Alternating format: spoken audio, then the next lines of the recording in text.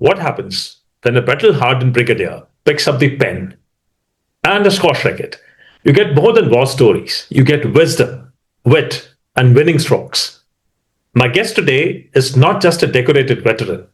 He's also an outstanding squash player who represented the Corps of Signals in various championships and ran the inaugural Pune Marathon.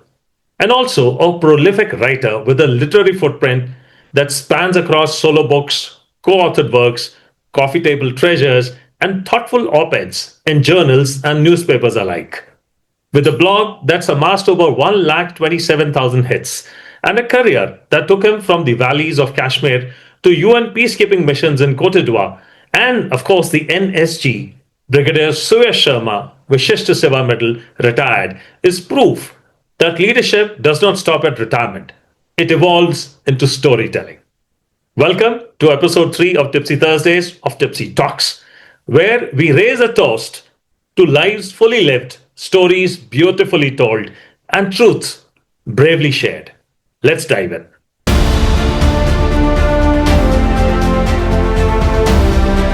Welcome, Suyash, to Tipsy Thursdays of TipsyTalks. In the next about 20-25 minutes, I, with the help of my audience and for the sake of my audience, would like to know better about you, would like to unmask Suyash, the prolific writer. Thank you, Tipsy. Wonderful to be there talking to you today in this particular form. We will quickly take off without further ado. I would like to cover your childhood, your training at the various institutions, and of course, your brilliant career in the Indian Army. So to begin with, what kind of a home did you grow up in? What kind of ambience environment was there which brought up your childhood? Tipsy, to be honest, I owe it to my genes. My parents were both academicians. My father was a professor of chemistry, but he is very well read. Still continues to read and grill me once in a while. My mother was a MA in Hindi literature. Fantastic. And although she did go on to become a homemaker to groom us later, but initially even she was a lecturer in the colleges. So I was very lucky that way. And even at home, we had this environment that both my parents would pick up books. So even we were always with books. That's very nice. Okay, so from there, you went on to join the RIMC and stay there for good about 7-8 years. What was RIMC like back then, and what are your favorite memories of the RIMC? You see, RIMC, firstly, it was 5 years and not 7-8. Okay. We joined as 11-year-old and passed out as 16. All right. I joined RIMC from, some place which is Dhar. You've heard of it, close to Mao. This is about 50 kilometers. A tribal area. My father was posted there in the college, Hindi medium school. So it was a huge challenge. My father decided that I ought to join some other institution because he felt that I was not being given my due over here. So that's how I landed up in RIMC. Institution, RIMC, I must say that it was hell of a change for me. From a Hindi medium school where we used to sit on ground, the Tat Pattika school typically. Right. And suddenly I was pitchforked into the Rajwada. We were Rajwada. It was supposed to be the Imperial Cadet College. Right. So it was a huge change for me. But I must say that the school transformed me a little lot. Passed out with top honors over there, topping the school. Right. So RIMC did play a major part in shaping me as a person. Excellent. And you saw the manifestation of what you're saying in terms of you training alongside me in India and IMA, and I could see how well the RIMC has been able to groom you and prepare you for your future years. All right. How did NDA and IMA shape your outlook? Tipsy, you must recall we were at the same SSB, 20 SSB Bhopal. Right. So, when I landed up at the SSB, while RIMC was an uphill climb all the while because, I was on the learning curve. Okay. When I landed up in NDA, I thought I have mastered the tricks. Okay. So, typically, we also had this thing that everybody termed Rimpolians as shammers. To be honest, we decided to actually live that way. Okay. We decided to relax a little bit because the things were actually, we had already done most of it. Yes. So it wasn't something very different for us. Right. But we kept our heads above the water while in NDA. Okay. IMA was a different ball game though, because No, we couldn't get a chance. We were in different squadrons in NDA, you being in Juliet and I being in Charlie Squad. But of course, we got together in Karen Company in IMA. And I also remember, towards passing out, Camp Chindet, and wherein that small little fiasco which took place about 10 cartridges. So, would you like to tell us a little bit more about that? yeah, of course, that was one life-changing incident for me. I'm sure you recall our camp Chindits. It was, after the climb to Bhadraj and that cocoa at Agarwal's, Yeah. hot chocolate. Correct. Then we were preparing for this Gola Bari exercise, if you recall. And when we finished our firing, you recall that it is more important to pick up those cartridge cases. Yeah. Because that is the only, proof that you fired and did not take away life with Yeah. you. Correct. So when I collecting those cartridge cases, and I found, to my horror, there were 10 of them missing. And I told the people who were around, yeah, there are 10 cartridge cases missing. So all of them started looking, but we couldn't find a trace of any of those. Okay. So there was no option but to go and report. And immediately they stopped all this. When they counted cartridge cases, 10 of them were missing. A court of inquiry was ordered. Okay. And yours truly did not know which way it is going to go, because one cartridge case is adequate to sort you out. There are 10 of them missing. Fortunately for me, the complete battalion officers, that's what I was told later, they stood by me and they said, no, the officers got absolutely impeccable credentials and not a single punishment in the whole of academy in the last 1 year. Finally, I got away with 15 days gatings, that too in retrospect. No, I'm sure this incident would have been etched very, very deeply in your mind and your psyche, right? And would have had a lot of impact on how you actually affected the rest of your career in the Indian Army. Now, let's quickly move on to the next segment, which is a very relevant one. And this is about fading relevance of deep reading and authentic writing, Suyash, in the digital age today. All right. So I'm going to ask you two questions on that. Firstly, do you think reading and writing are becoming extinct habits amongst the current generation? You're absolutely right, Tipsy. That is the irony. Because if you don't read, you don't write. Right. And if you don't write, you're only resorting to cut paste, and there is no creativity, there is no originality. And things are getting worse. With Chat GPT, the AI thing booming in now, I swear. Practically, you see kids not actually exercising their minds at all. So that, I think, is the worst part. I think we're going to suffer because of that. We need to get back to this, get back to our roots, as they say. We must start reading, must start writing. And for writing, you must read. Okay. That is important. Okay. So, what would you say? You said, right, they must do that. But how would you define the relevance of reading and writing today when these, AI-driven technologies have actually overwhelmed and taken over the place for originality? So, why should they do that? Any advice to the young professionals? Yeah, very much. Tipsy, I think it is very important because AI, after all, is a tool. Okay. And it is based on machine learning, as you also know. So it is only surfing and actually delivering something which has been sifted and produced for you. Right. So that is not really creative. That is not original. Okay. Originality comes from you. And that is something which is priceless. Right. And why is it required? Because while you're on the battlefield or in the boardroom, you've got to be original, because the problems which will be posed to you are going to be something which AI will not be able to help you out with. Absolutely. For that, you need your own intelligence, your own experience. Correct. If that experience is not there backing you up, then you're going to be in trouble. Absolutely. No, I agree with you 100%. Okay, now let's start tracing your journey from a budding writer, an aspiring writer, to what you are today. And we will slowly unroll it for the audience here. What role did reading play in shaping up your writing voice? Tipsy, without reading, there is no writing. None of us are born Kalidas or Shakespeare. I don't know what to read. Okay. So I have been a voracious reader. Like I said, I got it in my genes. My parents were always reading. I was reading all the time. Initially in Hindi, because I was in a Hindi medium school. So I read a hell of a lot in Hindi. And then, of course, in English, as I got into RIMC, NDA, and so on and so forth. Reading is important because that's the only way you build up your vocabulary. Right. And if you don't have a vocabulary, how will you express what is there on your mind? Absolutely. So it was important. That is why I read a lot, and I still read a lot. Even today, there are at least 3 to 4 books by my bedside. I can't do without books. Okay. So I can see them right behind you, Sue. As you talk, I can see them right behind you. Whether it is print or Kindle these days, I have them all, but I need them all. And there are 3 to 4 books at a time. I can't do, just one single book at a time. All right. No, that's the same thing with me. I get very bored after reading 20, 30 odd pages of one particular book. So I switch. My daughter also advised me that you have, books of different genres by your side. And if you get, a little, this one gets a little boring, you pick up the other one and start read about 20, 30 pages, then switch back on. That's exactly Absolutely. fantastic.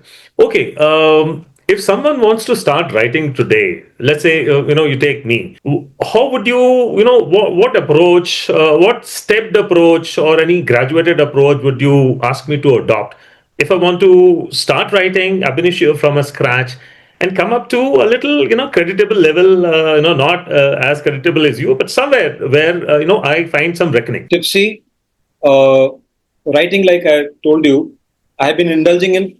Even as a 6-year-old, you will not believe, I wrote my first short story Okay. in Hindi. Okay. Right. And which was widely appreciated. It was basically because I felt that, all the complete garden is blooming Okay. and they've all got flowers, but the grass, that does not have a flower. Okay. So that was the basic theme. And finally, the grass also got its own flowers. So it was very happy. Achha. So what I'm trying to convey is, only thing was that while this imagination would be there in everybody's mind, but how do you put it in writing? Okay. And that we as leaders can actually enforce and ensure. Okay. So while I was a youngster in the unit, my 2IC was a stickler. Every day he would expect the youngsters to write a page and a half. Excellent. And he would give the topics. Okay. So we all got into this habit. And as I grew senior, as a company commander or as the commanding officer, as the CSO, wherever I was, I made life hell for my youngsters. I said, you've got to bloody well write every day. Right. Because unless you write, how do you hone your communication skills? Right. So that is very important. So the first thing for writing is start writing. You will commit mistakes. There will be no flow at times. It doesn't matter. Write. Because only once you write, you will gradually get better. That is what normally happens. I think that's a fantastic advice. Going back to your earlier statement, they must read first and then start writing, right? That's what you would recommend? Okay. And do you think journaling on a daily basis would also assist them towards becoming creative writers? Or to be honest, I tried journaling, but actually it didn't work for me. Okay. Okay, because it's I tried a number of times. I would write for 15 days, 20 days, and then again I'll stop. But if you write on a daily basis, whether you write a journal or not, All right. the fact is that whatever you feel, something about, Okay. you can key in, you can write it down, put down diary, whatever. I think Right. that should. That should be a good start for anyone who's aspiring to be, a writer, a way to express oneself, right? All right, let's move on from there and get into the world of blogging now. First question, what set you off on this route of blogging? See, blogging came about because we've all become digitally aware. This was 2009. I was posted in Wellington after my command. Okay. And Wellington, I was alone those days. My son was in 12th. My family was back there in Patiala. So I used to get bored, doing those stupid corrections day in and day out. So I thought I must do something different. Okay. So I started writing for Hoot. You recall that, that weekly, fortnightly that we used to have in Wellington? Correct. So I started, the 6-pay commission came in. I wrote for that. Okay. And then while I was on the net, I found this, blogspot. Okay. I thought this is a good medium by which I can increase the medium, more number of people can possibly get to read what I'm writing. Right. Apart from. Okay. So that's how I started blogging, 2009. But it was, very occasional forays.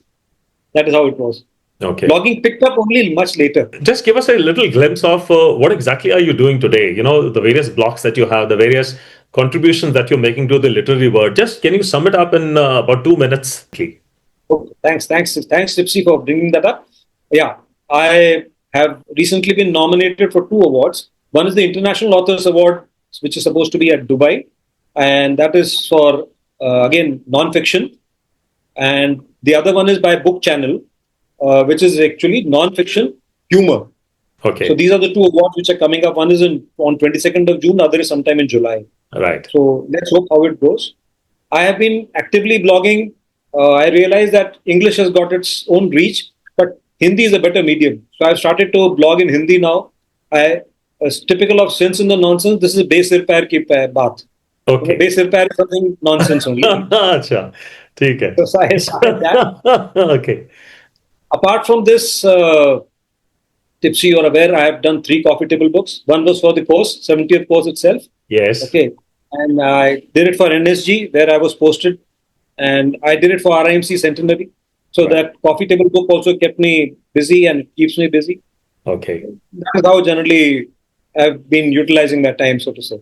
Excellent, excellent. Okay, now for the audience, since he mentioned the newspapers, there is something, which we attribute spontaneity to. I think all of us will agree. The Amul ads which appear on the right top corner of possibly the last sports page or something, those ads are so pertinent, so apt, and so spontaneous. I would like to give you the same kind of a credit, Suyash here. Your blogs, they appear, with absolutely, you can say, spontaneity, and you hit the nail where it's required to be hit. So how have you developed this spontaneity? Or do you plan these blogs, or that you keep hunting for these lucrative headlines, all the faux pas that our luminaries make, and then you just latch onto them and then make something out of it? Is that the way you do it? Well, Tipsy, I have a keen observation, as you would have probably noticed when you read. So what I normally do is, firstly, in the papers, our politicians have of that foot in the mouth disease. So they generally, make all kinds of stupid statements. So that gives you the trigger. Okay. So that you can get started on something, and when it's gets you thinking. Okay. So while I'm on a morning walk, I'm just thinking about that, and some kind of shape it takes. Okay. So when I come back, I generally sit down and start keying in things. Right. I don't write. Actually, I straight away key in. Right. And it takes me an hour and a half to finish my blog. Okay. Which I normally keep to about 600 to 700 words, because, as you know, brevity is the soul of it, and attention span is very, very poor these days. Anything more than that, nobody is interested in reading it. So that is what I normally do. Okay. Now, how do you decide what topic is worth turning into a blog? I mean, you look at something. Do you look at it from the point of readability, the appeal to the audience, to the the readers, or you look at it from the point of view as something which is worth devoting time to and worth writing about? What dictates your writing? Both, Tipsy, both. Okay. The first aspect is there is a saying in Sanskrit, "Swanta Sukhaya," that is for your own happiness. Okay, I write for my own happiness. Right. That urge to write is there, like what Sudhamurti had said. When you want to write, you can't stop. It automatically flows out. Okay. So you will invariably write. Okay, right. That is the first part. And second part is, of course, the readers would lap up something. For example, when I write about the academy days, a little bit of humor there, how we used to run, how our bathroom sessions were conducted, right, and things like that we ran through. So all that, naturally, it appeals to people. So you can actually cook up something there also. Cook up something like that. All right. One advice for the wannabe writers is what should they be writing about? Something that what they feel from inside, or they should play to the gallery and write something which is going to find a viral following. No, I think they should write on something which they believe in. Okay. Because it has to be authentic. That is the most important part. Right. They must sound sincere about it. And it should be visible, because only then they will get an audience or readers. Primarily something authentic, something straight from the heart. I'll allude back to something which I mentioned earlier, journaling, and why it's difficult to follow, because it requires a little bit of self-discipline, a little bit of consistency, a little bit of, getting back at the same thing again and again, howsoever boring it may be. So if somebody wants to write, like me, I would write for a couple of days. As you said, write every day.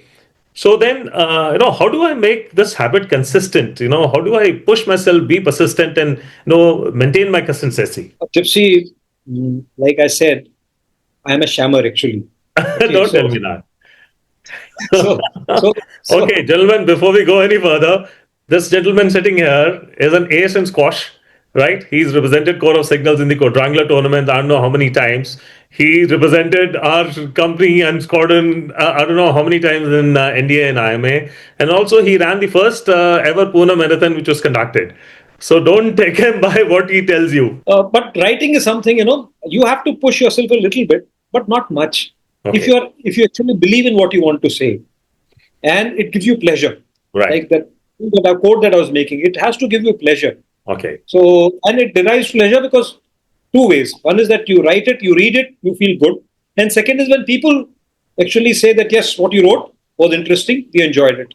So Okay. that, it actually helps everybody. Okay. Your endorphins start to flow the moment you're given a pat in the back. Absolutely, absolutely. Another thing, right? Like I'm now getting into this talk show business, and of course, I'm doing it.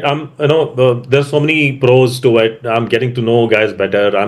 My time is worthwhile. Your utilization of time is there, and so many things.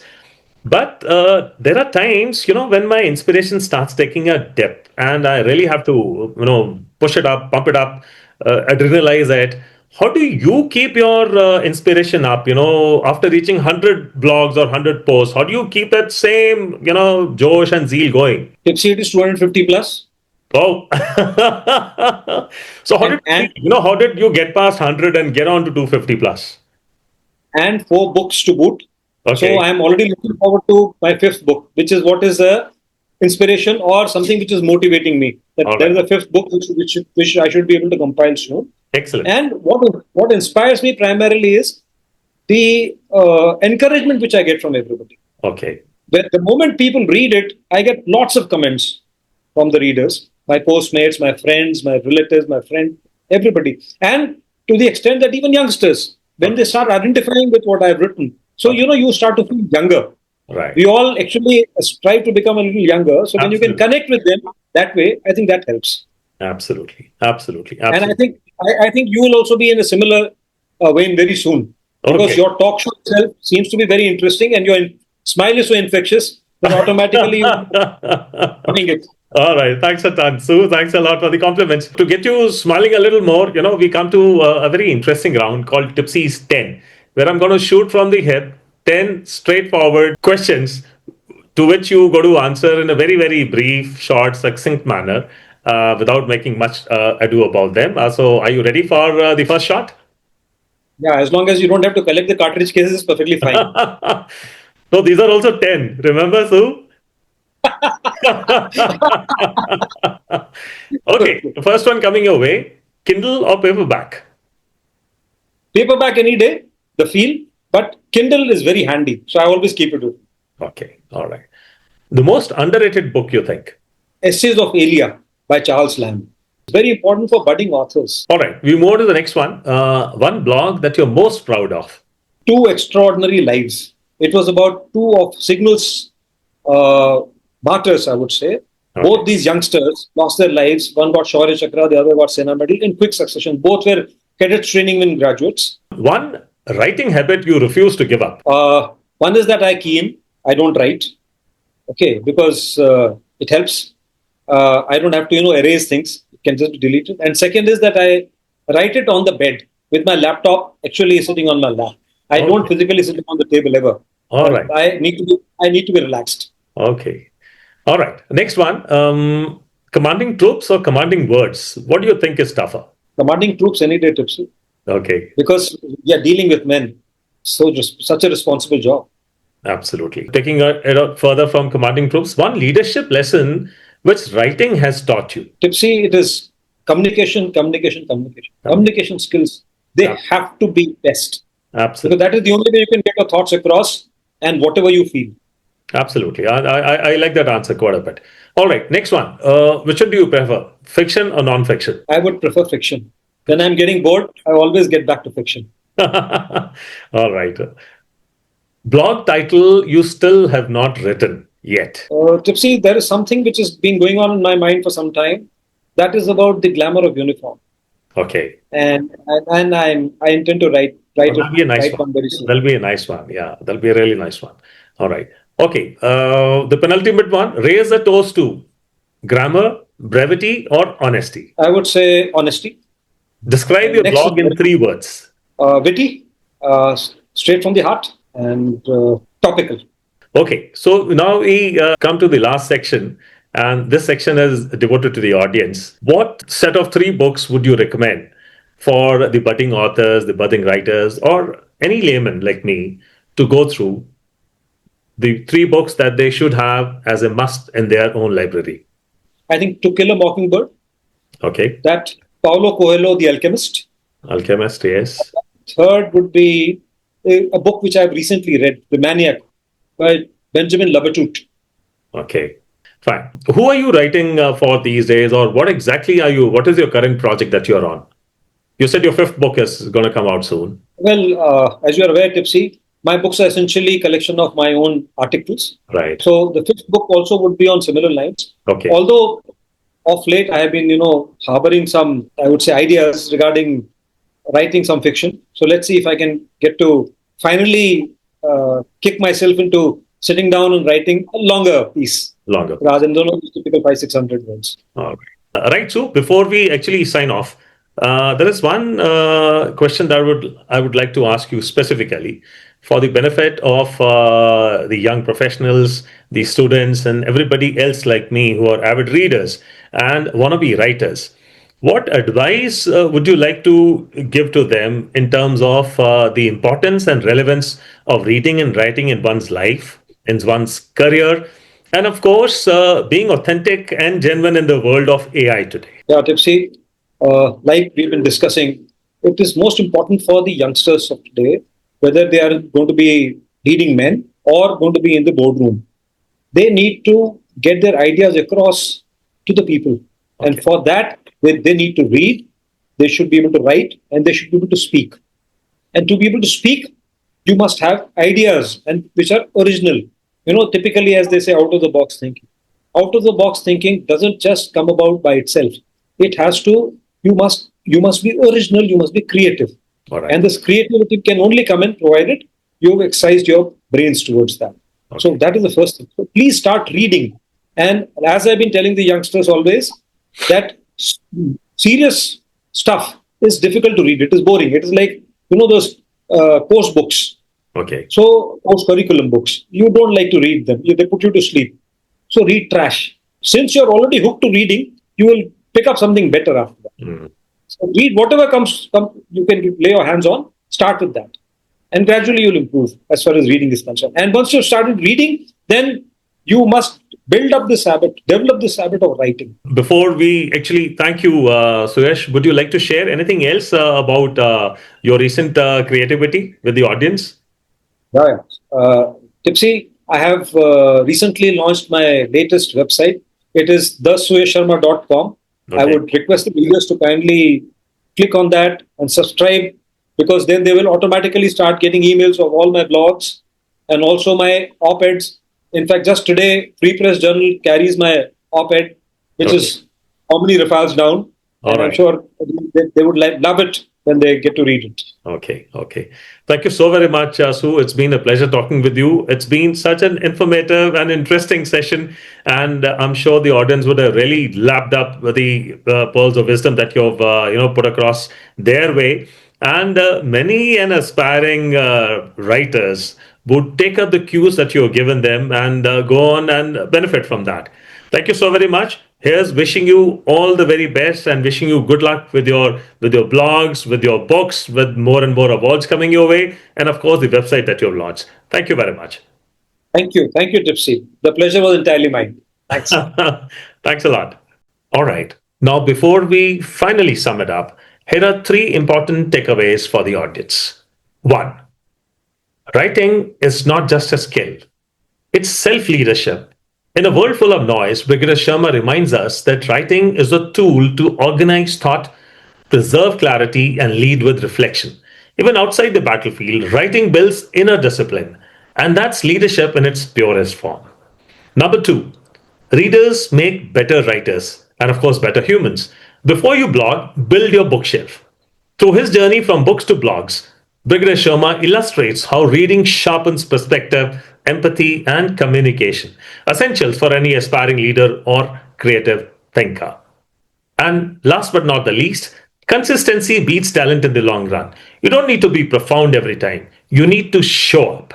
From commanding the battlefield to conquering the squash court, from leading tech strategy and high altitude operations to writing words that move hearts, Brigadier Suyash Sharma reminds us that true warriors never stop evolving.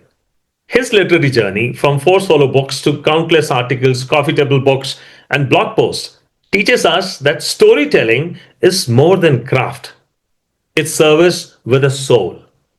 And there is one thing we have learned today, it is this.